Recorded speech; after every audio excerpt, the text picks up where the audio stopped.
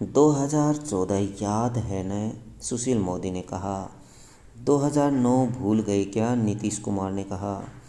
बिहार की राजनीति में पहली बार सीएम नीतीश कुमार और सुशील कुमार मोदी आमने सामने आ गए हैं दोस्तों। सुशील मोदी ने नीतीश को 2014 के लोकसभा चुनाव में जेडीयू के हशर की याद दिलाई तो नीतीश भड़क गए। उन्होंने सुशील मोदी को 2009 का चुनाव याद दिला दिया। पूर्व उप मुख्यमंत्री और राज्यसभा सदस्य मोदी ने कहा कि प्रधानमंत्री मोदी और बीजेपी की बदौलत लोकसभा में जदयू 2 से 16 सीट पर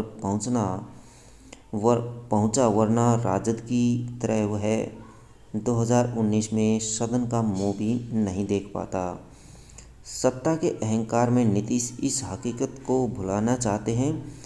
वे मुगालते में न रहे कि 2014 और 2019 में आए, वहीं बिहार की सभी 40 सीटें जीतकर 2024 में भी केंद्र की सत्ता में और शक्तिशाली होकर लौटेंगे। भूल जाते हैं चुनाव परिणाम। उधर सुशील मोदी की बात पर भड़कते हुए नीतीश ने कहा कि 2014 लोकसभा चुनाव परिणाम को रटने वाले भाजपाई वर्ष 2009 के लोकसभा चुनाव के परिणाम भूल जाते हैं।